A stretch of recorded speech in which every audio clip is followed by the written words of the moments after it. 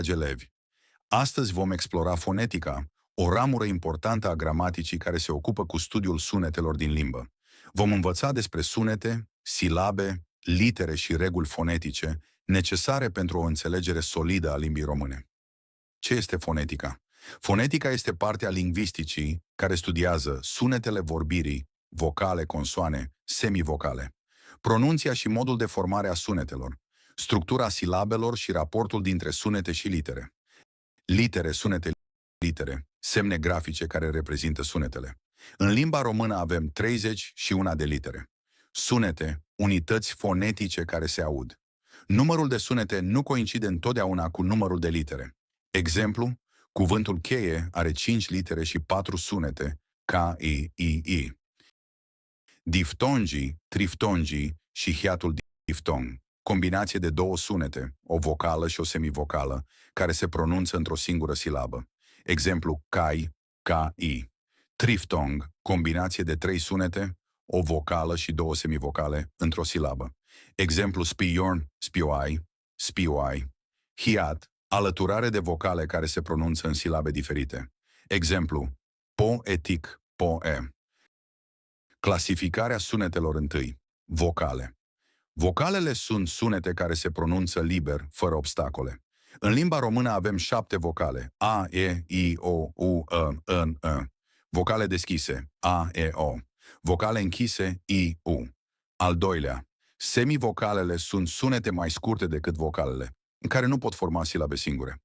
Exemple. I în acai, U în băut. A treia consoană, sunet care se pronunță cu obstacole în calea aerului.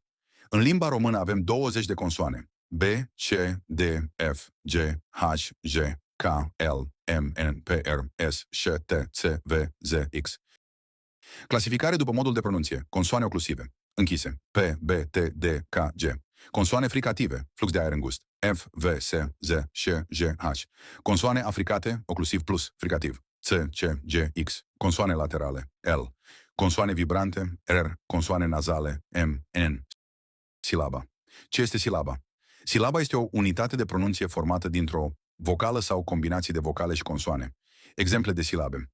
Paralele, 4 silabe. Flore, 2 silabe. Tipuri de silabe, silabe deschise, se termină în vocală. Para. Silabe închise, se termină în consoană. Cânt.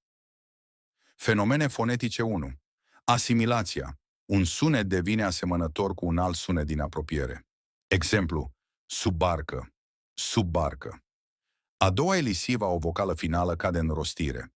Exemplu, pe el, perel. A treia, metateza, schimbarea poziției sunetelor în cuvânt. Exemplu, mânușă, mănușă. Exerciții identifică numărul de sunete și litere din cuvântul greu, litere 4. Sunete 4, ger, eu. Desparte în silabe cuvântul fericit. Fericit, 3 silabe. Găsește un exemplu de diftong și hiat. Diftong, fai, hiat, poet. Concluzie. Fonetica este esențială pentru înțelegerea limbii române. Prin studiul sunetelor, literelor și silabelor, elevii dobândesc o mai bună capacitate de a analiza și pronunța corect cuvintele. Exersați regulile fonetice și analizați fenomenele fonetice în texte pentru a excela la evaluarea națională.